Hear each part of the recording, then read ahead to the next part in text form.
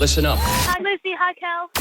The Lucy and Kel podcast. Hey everybody, welcome to the Tuesday podcast with a very Tuesday Lucy. G'day. And a very Tuesday Casey. Yo. I think that was 4 yo's. Yep, for a Tuesday you get 4. No, That yo was is 5 yo's, guys. Five. Get it right. A 5-yo Tuesday, Come everyone. on. Welcome aboard, everybody. After another great day of Lucy and Kel for breakfast, you now have the Lucy and Kel and Casey podcast, where we talked about all manner of things, including fog, plants, what we'd like to eat on air travel, and, of course, kids being bullied at school.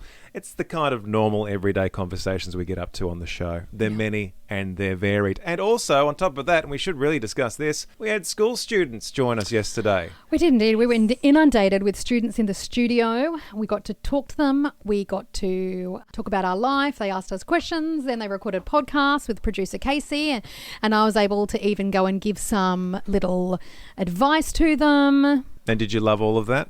I absolutely loved it. Loved it. You like imparting wisdom to the younger generations? I did. I felt like it was worthwhile for them. You thought you were inspiring. Yeah. Oh, Casey's just left and come back. Well, I was going to say Casey also worked very closely with these school children, even though she's only about 2 years older than these school children. I know. But I thought Casey was a great example of getting out of school and getting on with your life. No, totally. Yeah. And having to work with some very difficult people indeed in the workplace. That's offensive. She loves it. And she's paid handsomely. Listen. We make jokes about the devil wears Prada, but they're only jokes, guys. Yesterday, Lucy was on very little food, and can I go out of my way to say maybe a little hangry? And we did. Guys, I have insulin resistance, and when my blood sugar drops, I'm a nightmare. Nothing is her fault, but she was a little testy. Yeah. And I did suggest that Casey did resemble Anne Hathaway from The Devil Wears Prada. There was a moment in the morning where there was smudges on your laptop screen, which you didn't want to wipe off, so you got Casey to wipe off the smudges on the laptop screen. Completely not true. I had nothing to wipe it with, and I said, my camera needs cleaning. Not like that. And she did it with her jumper, and I said, thank you. And then she said to me, I should say, that's all, and make her leave. And we laughed. Yep. I feel like you're still having fun working with us, Casey. It's so much fun. Great. I even said to you, I watched Devil Wears Prada the other day, like the first one with Riley, and I said, this movie is literally, because I try and describe what it's like at work to Riley, and he gets it, but I don't know to what level. I'm like, you actually. The phrase was, I tried to get Riley to understand what it's like working here at the Light with Lucy and Kel, so I showed him The Devil Wears Prada, and he gets it. I don't even wear Prada. I've got a Prada necklace. There the you go. devil does wear Prada. I know. Isn't that story, though, about how she has a hard exterior but is soft and wonderful Yes. on the And inside? everybody who knows me knows I'm not like that anyway. I am the most gentlest sook on the planet. Yeah, that's true. I just, sometimes in a work setting, I know what I know and I like what I like and I need it done now. Yeah. And sometimes I don't suffer fools gladly but the great thing is Casey is the most competent person I've ever met. I want to be Casey. I want to adopt Casey. You do and love so her. I've never once been mad or No. upset at Casey. Not once since she started working for me. Not once has she ever let me down. And a lot of people have let her A lot down. of people, honestly, but Casey, never. I will say that is the truth. I would take a bullet in the head. And if anyone ever said anything about her, I would throw myself in front of them and be like, you are never to say that about my girl. Let's try this. Social Even when we experiment. get home, all I hear about is how great Casey is. Sometimes it's like, you have to shut up about her. I'm like, okay, I'm sorry. Riley says the same about me with you. So. Who are you texting through watching this movie? Just Lucy. Kel will see me smiling on text. He goes, Casey? I'm like, yep. Yep. Casey has walked into the studio bearing gifts. I don't believe these gifts are from Casey. They're from They're somebody from else. a listener called Eric. Listen to Eric. that. Eric, I'm opening up gift one. Gift Well, one. let's give context to people listening to the podcast. Who on earth is Eric? One of our darling listeners. And a lot of feedback. Loves the show, loves the potty. We love Eric. I think he's listened to all the episodes. He has. He's an absolute icon. He's a hero. Good for listener of you, the Eric. week. Listener of the week. Thank you very much for supporting us in our He sent endeavours. us 2 big boxes. Would you like to know what's in box number 1? Well, I tell you what, Eric, it's a good start. Nothing my wife likes more than being handed boxes. Gifts is my love language. Oh. And online shopping and parcels is my second Yeah. love language. And And when receiving she- parcels at the studio addressed to me is very much a love language. And she's like, what is this? And she's very excited. I So bound well it done, in. Eric. So I'm opening it up. There's a yellow box. Oh, it's a Vegemite box, a gift box. And he's gone and had a personalised Lucy and Kel Vegemite jar made. That's awesome. Come on. Oh that my is gosh, sick. look at that. Oh, I'm holding it up to the camera. That is iconic. That is awesome. You Is can't that eat that. No, I would can't never that. eat it. We'll put that on my desk. Is that a real thing? That's going in the Yes. pool room. That's so cool. That is amazing. We can't open that. We're never opening that. Why don't we have people around us that do that stuff? Why do we need... Well done, Eric. Box number these are 2 just to gifts Luce. from Eric. like- Eric, That's amazing. I I love like that. gifts. It's a Weet-Bix box. Oh. But wait. No, we're breakfast radio. I see what he's Breakfast doing. Radio. Oh, I get it. I Lucy just and got Kel it. for breakfast. Just got Oh, it. that's the gag. Yes. He's having Lucy and Kel Breakfast. spread on breakfast. For breakfast. Here we go. Oh my gosh. It's a personalised Weet-Bix bowl My goodness. that says Lucy and Kel, 89.9, are Weet-Bix kids. Is Eric... Eric! Eric, are you financially independent? What's going on? This is so far cute. too generous. Lucy has now placed the bowl on her head, and just she's wondered if still making it work. Can I work it? La, la, la, la, la, la, la, la, You look la. beautiful. That Thank is you. fantastic. That is, now we've got a bowl to eat. Lucy and Kel for breakfast and spread for Lucy and Kel on toast. Eric, that is amazing. We'll And you make don't sure eat we send you a breakfast, little so- thank you in the mail. 10 out of 10. Sorry, what was that? I was going to say, you don't eat breakfast, and now we'll encourage you to have some Weet-Bix It will, in the morning actually. before the No, show. I'll eat that bowl of air. That's Of air. pretty You'll much my eat the breakfast bowl. of Great. air. Ceramic for brekkie. Eric, thank you so Thanks, much. Eric. We really do appreciate that. Anyone that wants to give free stuff to Lucy in a box, by all means. Please do. It's one of her favourite things. It's their love language. The Lucy and Kel Podcast. International Plant Health Day, everybody. Here's to healthy plants. Now, when I think plants, I'm thinking more your indoor type of plants. There's the garden, of course. There's a lot of trees and shrubbery going on in the garden. When I think plants, think about the ones indoors, the ones you sing to as you water them, the ones that the dogs might eat the leaves of and then you have to rush them to the vets, stuff like that. Plants, I've had an up and down relationship with plants. My latest endeavour, I had a very, very, very makeshift pond in the backyard for a while. I found one of those ponds you can buy from Bunnings, made out of fiberglass. Hard rubbish. It was on hard rubbish and it had a hole in it. That's why it was on hard rubbish. But I thought, I can love that better. I can make that better with my love and my handiwork. Long story short, I couldn't fix the leak and it went back on our hard rubbish. And it's probably in somebody else's Someone garden stole now. it off our hard rubbish. It's the circle of ponds. That's right. When the pond was in the ground in the backyard, of course, I wanted to fill it with water-based plants. Plants that survive by being completely immersed in water. Yeah. So I went down to Bunnings again, not a station sponsor, but that's where you go for everything. Yeah. And I got myself a water-based plant. And it was doing fine. And I thought, easiest plant in the world to look after. It just has to be submerged in water constantly. Yeah. Turns out I walked out onto the back deck about, I'm going to say, a week ago, and it's still submerged in water. It's been submerged in water constantly. It's also dead. And I don't know how a water plant that has always been submerged in water is now dead. Too much water. Too much water. Yeah, it's too much so that's water. the problem. So on International Day of Healthy Plants, I'm not doing the job. I am burying a plant later on this afternoon because it's dead. Lucy's also very happy. She's I've actually got my hands in the air. I'm worshipping. I'm hallelujah. because it's a place Hallelujah. because it's a plant based entirely in water. What else did it have? Hallelujah. Thank you, Jesus. I hate this plant with a passion. I hate it. It's so ugly. And it's like it looks like a weed in a pot. And it's by the back door. And all it does is breed mosquitoes. I hate this plant. This is the best news I've heard. Sounds suspiciously Dead like plant, hallelujah. sounds suspiciously like you might have had a hand in the I plant's didn't. demise. I didn't. I should have, but There I was a didn't. bottle of Domestos next to the plant. That's weird. It's- Now that I think hate about it. that. I hated that plant. You don't hate plants, though. I love plants. I'm a plant girly. Well, on My international, house is full of plants, and I was gonna whose plants say. thrive? that's what I'm going to ask you. You're very up and about. Sorry, the coffee's kicking in.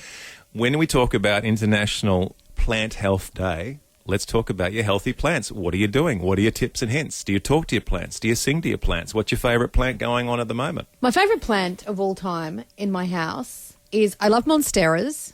Right, I've got a beautiful, healthy monstera. Now, for people like me that didn't know until I started being married to you, they're a big green leafy number. Yeah, they're beautiful tropical. Huge green leafy Yeah, number. I love my monsteras. Hard to keep alive? Not particularly. They just need the right spot. Right. But then my favourite plant that I cultivate and I propagate. The one that I threw out the other day. Yep. Been propagating for a year. Accidentally. Propagating this most amazing plant for a year and Kel It's threw it in now the bin. propagating at the local tip. Beautiful plant at local tip though, in the back corner. My favourite plant, devil's ivy. I love devil's ivy. It is easy to propagate, easy to grow, and then just looks so amazing. So there's a lot of pots of devil's ivy all around my house and big ones just cascading everywhere. It's unfortunately named for such a beautiful plant. It is. So the devil's ivy's going well. And you don't have any hints or tips? You don't do something to the water? You don't spray the leaves individually? Sometimes I do. Oh, good for you. Yeah, sometimes I make sure that in winter I'm not overwatering. In summer I'm definitely making sure I'm on top of watering. I do have this little spray which I bought, which is just a good thing to spray on the soil. I can't remember what it is, but it's just like a healthy plant spray. Gotcha. So I apply my healthy spray. I walk around, I get my little watering can and I go around to every plant in my house and I say hello and I talk to them. Oh, that's lovely. And I tell them they're beautiful. I'm like, hey, looking good, girl. I deadhead them when they need deadheading. Are all plants girls or are they Mine boys as are. well? It's a girl's Yours house. just happen to be girls? Okay. Yeah, it's a girly house. The only thing I cannot grow for the life of me, and this is the bane of my existence, is I wish I could grow a fiddle leaf fig. Every time I bought one, I kill it. And my friend Megan Templeton, I've just said her whole name. Schmegan Schmempleton. She has a fiddle leaf fig that she bought and it has grown to probably 3 meters high and you've never seen a healthier fig. And I'm like, what are you doing to this? And she's like, nothing. I can't do anything to it. See? I can't kill it. It's thriving. Sometimes you just got to leave them alone. Yeah, she leaves it and it's the best plant. I have memories of my mum. So we lived in a house in the late 80s, early 90s, completely ensconced in cedar. Think of a Swedish sauna. That was our house. The cedar running along the ceiling of the hallway, cedar in the bathrooms, and my mum would just jam ferns into the bathroom. So many ferns in the bathroom. It was like walking into a rainforest. Love it. I quite liked it. You love but I'm it. wondering if that was a very late 80s, early 90s thing to do, to just go fern crazy in the bathroom. Look, a plant in your bathroom is a lovely thing to have. Do ferns only exist indoors in the bathroom? In Melbourne. Right. Yeah. Is it because of the steam? Is it a bit like a... Yeah, it's a bit rainforest. like a hothouse. So that's why they don't really That work. makes sense now. That's why Like- they don't really work anywhere else in Melbourne particularly well. But, I mean, you go up to the Yarra Valley and they're everywhere. But I can't get ferns to live in my house, but I can in the bathroom. We were lousy with ferns in the bathroom. But in Queensland, Ferns Fernageddon. everywhere. Fernageddon, winning at plants. Jody says, our family aren't plant people. We bought our mum a cactus for Mother's Day and she killed it. In Well- 25 years of living out of home, Jody has never had a plant. Jody, I want to buy you a plant. Get a plant, Jody. Jody, get a plant. But also, can I Jody, say, it's like caring for a little thing. it's a pretty special ability you have if you cannot keep a cactus alive. No, cactuses are actually tricky sometimes. Really? I killed one the other week. How though? They Yeah, don't 'cause I they require totally like a thimble full of water. Well, I forgot to give it any water, so it did die. I had the best Okay. cactus. It was so cute. So you just ignored it. I'm not good with cactuses. In fact, do you know what? Once when I was single, my daughter and I were living in this little house together, I bought like this 2 meter high real cactus. 2 meter. Like that one from like a movie. Yeah. Looks like The big paddles. Yeah. No, it was like a straight up and down one. Oh, one of those ones Yeah, that you I'm see one of at those every paddles, Mexican yeah. restaurant. And it was real. It's about 2 meters high. And if you ever walk past it, you'd literally walk past, you'd have prongs coming out of your arm. And I remember Good my times. daughter was about 4. And I remember once watching my daughter shake as she walked past it. And then I found out she had a phobia of going near it. And then I realised I had a phobia of going near it. Then I realised it was time for us to give it to someone else because we lived in a house with a plant we were both terrified of. You have more Anyway. cactus plant stories than I expected. I love cactuses. So now my house is full of faux cactus.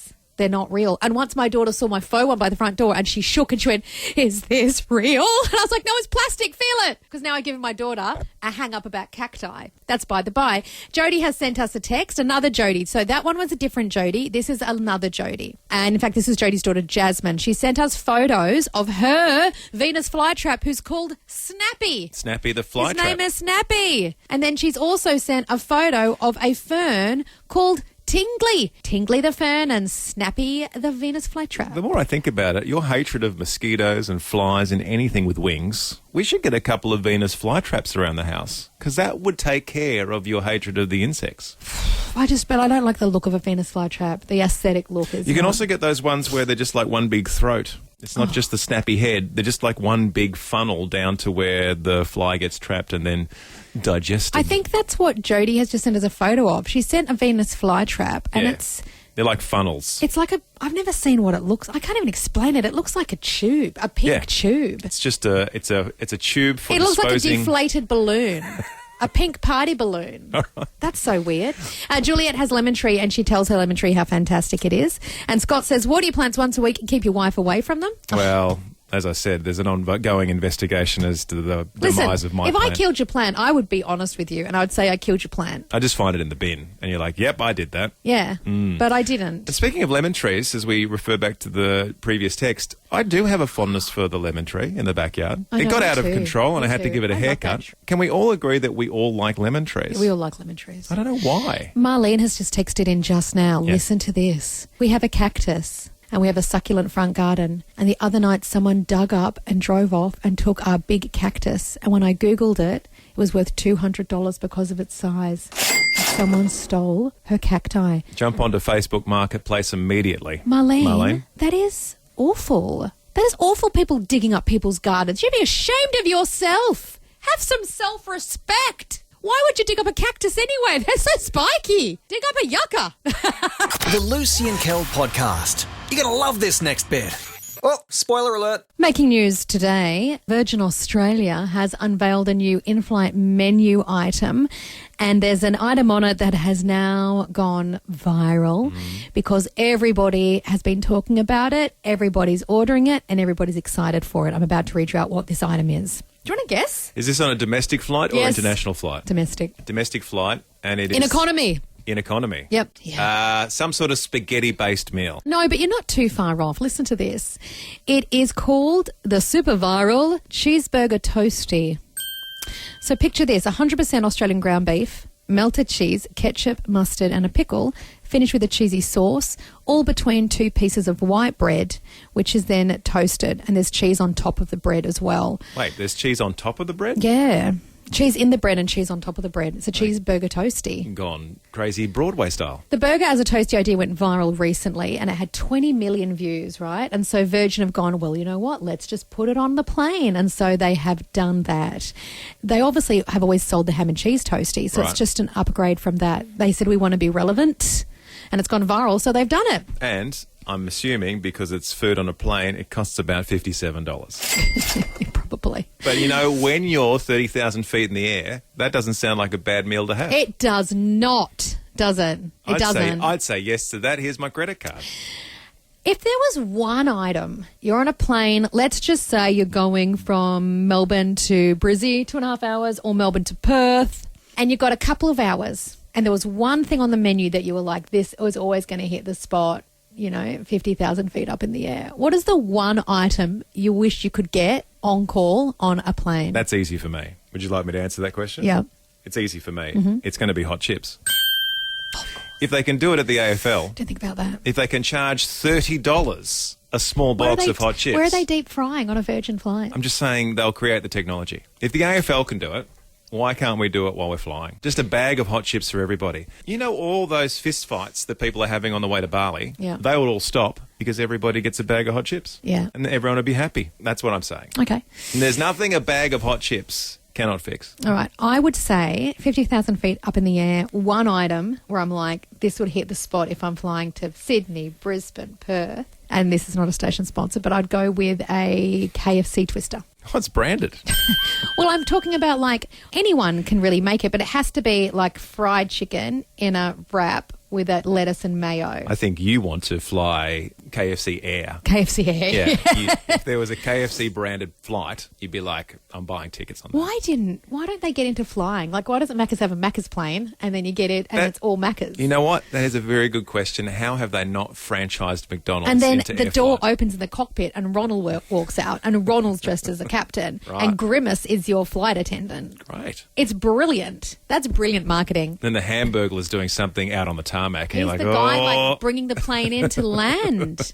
I don't want the Hamburglar anywhere near my plane. I would have that. I'd have a chicken wrap. I'm not even going to ask Casey. A chicken wrap? Yeah, like a fried chicken wrap. But it's something you can get from a drive-through, but you're getting it on the plane. Yes, that's what I'm saying. Gotcha. I would ask Casey, but no point, because she'll be like, I would like organically harvested chickpeas bathed in the salt water from the lakes of Euripides, or something like that. True? Apparently that's correct. She's like yelled, so true.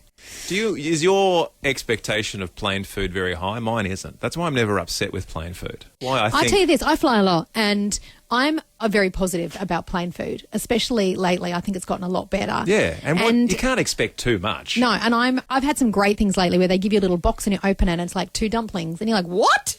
Or there'll be 3 corn fritters. Or I'm just like, there's always a little surprise in that little box that they give you on Quani. Anyway, I want you all just to picture one item that would just hit the spot, 50,000 feet up in the air. If you could have the one thing, money's not an issue, and you say that's what I'll have. Jude says good quality hot chips would be amazing. It would be in the amazing. middle of the atmosphere. But as a snack, Jude wants brownies. That's Jude's vote. Brownies in the sky. Lucy's going to place herself in this context for every suggestion. So brownies at 30,000 feet. Look, I'm not going to say no to a brownie at 30,000 feet. A warmed up brownie or just not, your standard square brownie? I'm not a sweets girl. I'm so sorry. All I'm right. still stuck at cheeseburgers in the sky. Lucy in the sky with cheeseburgers. Lucy in the sky. Adrian wants to know, why don't they serve aeroplane jelly in the sky? Very good question. A very good question. Adrian is king of the dad jokes on this show. Justin wants to correct me because I keep saying 50,000 feet in the sky. I don't know. That's a random guess. I said 30,000. Well, Justin's like... Who's closer? It's 30,000. Thank you, Justin. Justin, I'd like to go higher. No, I don't. I think you run out of oxygen. No, I'm in the Artemis. Okay. I'm just looping around the planet, Justin. Look, as a lover of planes and all things aeronautical, I value that correction. Lucy does not. Alison says you could have chips on a plane by using an air fryer. Yes. Now, I'm here for this. Why don't we just set up, let's say, 3 or 4 air fryers. At the back. Just on that little bench at the back. Kmart air fryers. Yep. They're That'll do the $39 job. an air fryer. That would do the job. 10 minutes. It's not hard. It's not hard, guys. A message here from Tina and Craigie Byrne. She goes, butter chicken would be my number one. I think the one thing we have to think about is the fact that we're all together in a cylindrical airtight tube. Yeah, but this is And if a it's fantasy. just like full vindaloo wafting down the aisle, do we want that? That's all I'm saying. The smell of the I'd be meal. okay with butter chicken. I love the smell of butter chicken. Done. And Melon Frankston said, yes, hot chips. Hot, salty chips. Give me hot chips. Sounds like and I'm a can onto of a- Coke, and I can survive any flight. Sounds like I'm onto a winner. I think you're onto with a winner. my idea. Who can we call? Can we call like someone? Hotchipsaustralia.com or something? What are Can you we call calling- McDonald's? Why are we not getting chips in planes? No one has ever thought of this. We could make millions. Except they probably have. No. Lisa Marie and Berwick joins us. Good morning, Lisa Marie. Good morning, guys. Just so you know, the burgers are better at Hunger Jack. Oh, not a station sponsor, and I Again, disagree. You can say that. You can say that, Lisa. We're not allowed to. But, everyone's burgers choice is their Everyone own choice. has different choices. That's it. What would you like to have at 30,000 feet in the air, Lisa Marie? All right. I don't usually eat on planes, but if I had to, it would be a nice little ice cream. I don't know if they already do it, but we were flying back from Hawaii and I handed out ice cream. I was so shocked and surprised. I loved it so much.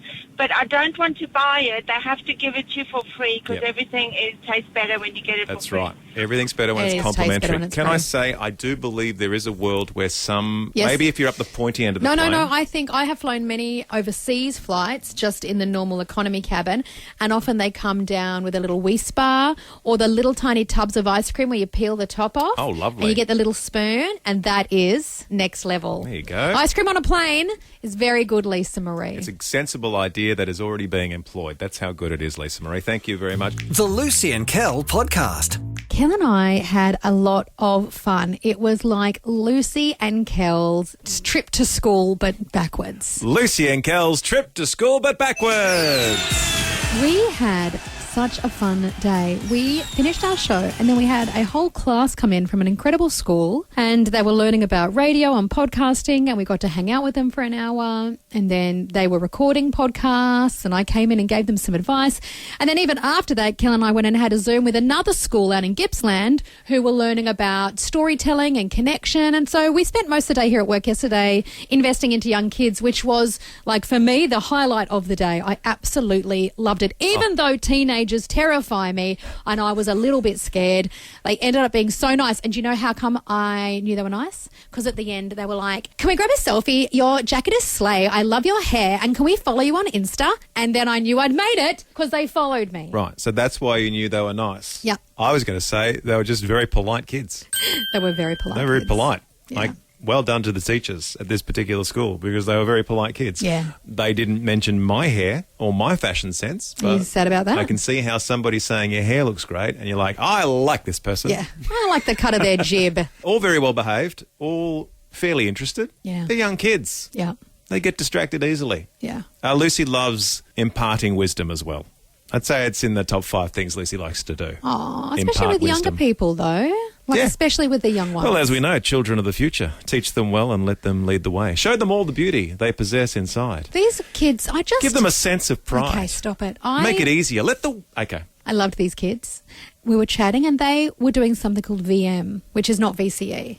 Now, I'm not from Melbourne originally, so I don't know what all these things mean. It's like an extended version of your end of school experience. Right. So maybe you're doing year 11. vocational major, someone just told me. Maybe you're doing your year 11 and 12 and it's taking 2 years. Yeah. If you do these sorts of courses, it might take a little longer and maybe you have a few less subjects. Maybe they're a bit more specifically sort of tailored for you and your learning experience. I'm looking at that now. They get skills and hands-on experience in different industries. They finish school with an employability edge. Okay, great. Well, they were talking to me about it, and in their podcast that they recorded, which was fabulous, they were talking about their experiences of doing VM. And some of the girls were saying that they get teased for doing VM, and some people say, and I was like, what do you mean you get teased? I was horrified. I said, let me at the people that are teasing you. I was very protective of my new friends. These children that you just met 30 seconds ago. Well, they said my jacket was slay. Yeah. So you'll die for them. I'll die for them now. But I was like, what do you mean? And they said, well, we get teased for doing VM. And I said, guys, I'm so proud of you, though. You're in school. You're trying. It's just a different pathway. And I said, it doesn't even matter. I said, look at you. You're there. You're turning up. I said, standardized learning doesn't fit every single child. It does not. I said, but you guys are turning up to school. Look at how passionate you are. They had the time of their lives recording the podcast with producer Casey. They absolutely were grinning. And they talked about how much fun they had in VM. And on one of the parts of the podcast, the girl said, look at me. I'm in a radio studio recording a podcast. This is my education. She's like, this is amazing. And as she said that, she was recording herself on Snapchat and kept uploading it to her Snapchat. But again, I was like, this is the new world order. I love this. It is. I was really proud of them. And Kel got to spend some time with them. And he said to these kids, look, Lucy and I had very different pathways. Lucy finished school. She was an A+ student. And Kel said to them, and he got many laughs because they instantly liked him. He said, I didn't finish school. I was kicked out of school. And he goes, but there are so many different ways to get where you want to get. And as soon as you said that, certainly are. the kids really loved that. They loved it. Look, to be fair with the educational system, does it struggle to keep up with a lot of different things? Yeah, it takes a long time to change, I believe, the educational system. And my mum is a primary school teacher for her entire life. She's seen it all. But I think we've come a long way. My dad used to get hit with a cane simply for being left-handed. Yeah. So there's that end of the spectrum. Yeah. To where we are right now, where I think education does a lot to try and diversify its learning based on what the kid is presenting. Yes. So if the child is a AAA+ student, is just kicking goals at life, that may be a more conventional sort of learning journey for them. But there are so many kids out there right now that aren't conventional in their learning. So I think this sort of stuff is wonderful. It's sad to hear that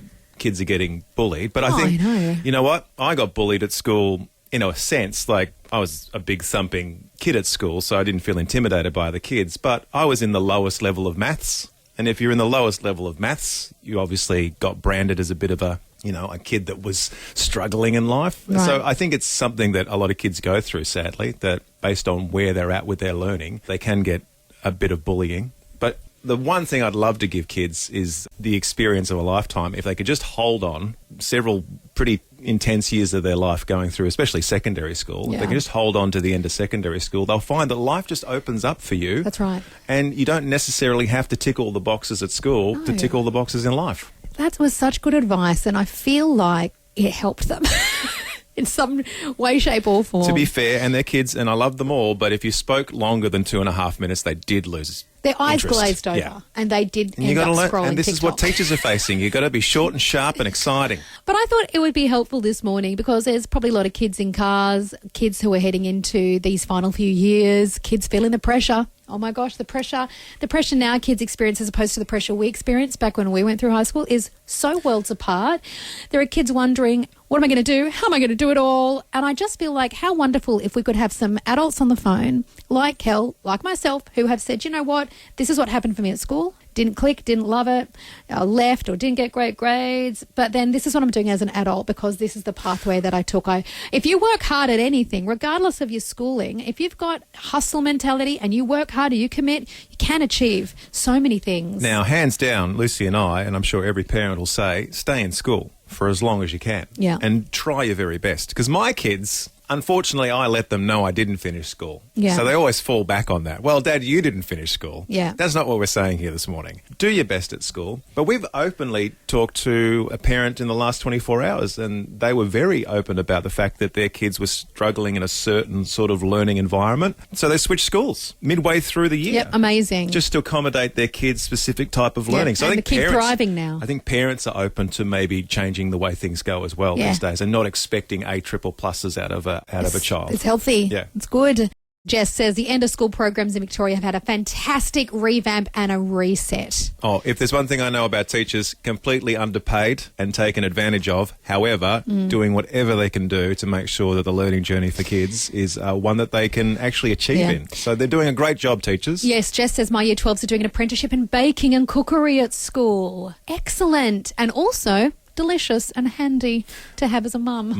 My children's favourite study Is baking. I think they call it Food tech? food tech. That's it, Casey. Thank you. Was food tech your favourite? Certainly is mine when the kids bring back all the pastries they make at school. Amelia in Narre Warren, brand new caller. Hello, Amelia. Hi, how are you? Good. You want to tell your story about your VCE time? VCE didn't exactly go the way you planned? No, it didn't. So I did do VCE the traditional way. VM wasn't an option when I was at school. But I probably just bummed out, just really bluntly. Didn't get the score that I wanted and sort of went, okay, well, where am I at now? And that's sort of how life happens. Sometimes you can do your best and then it just doesn't work out. But I just wanted to sort of let kids know that fast forward quite a few years later, and now that I'm 45, I'm working in a job that is a great job. I didn't choose it. I sort of fell into it, into IT sales, which has actually worked out amazing. I get to talk to people all day, learn different things about different industries all the time.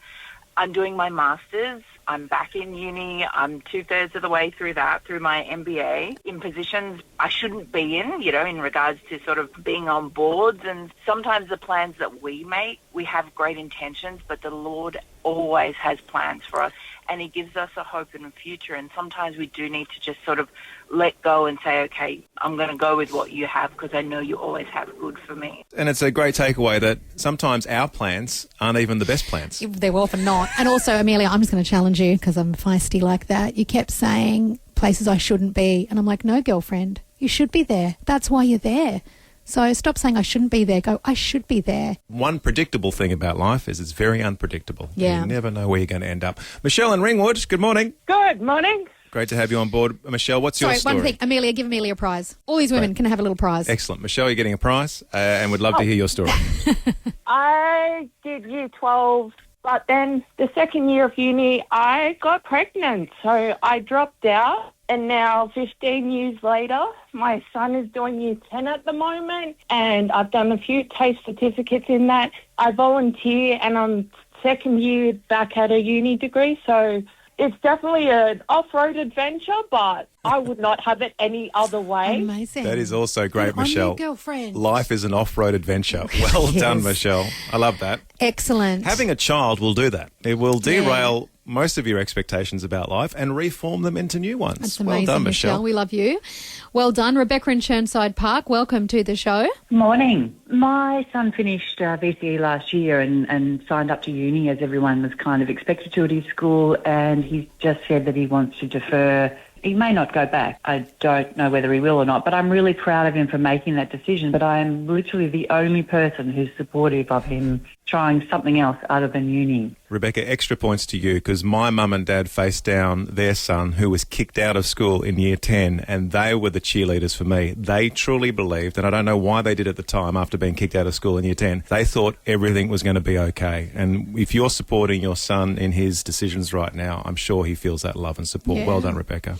Thank you. Thanks. No one ever knows. I know everyone has the best of intentions saying, well, you've got to do it this way because 1,000 other people have done it this That's way. right. But your son's probably 1 in 1,000. That's right. And we just can't keep shoving kids into boxes they don't fit. It just needs to be different and wonderful and magical. And we are learning, aren't we? We're all learning because how we did it back 10, 20, 30 years ago is worlds apart from today. So kids, you've got this. There are so many ways to get where you want to get. Do you need to work hard? Yeah. Do you need to be committed and passionate? Yeah.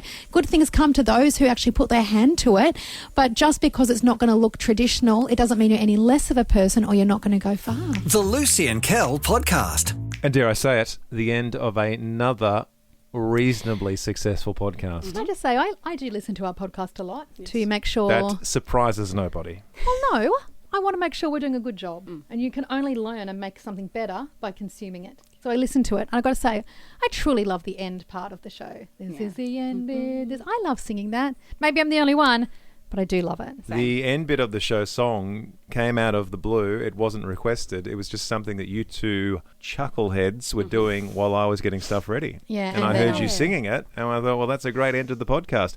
If you ever want to sing another song about the end of the podcast, we'll always record it down.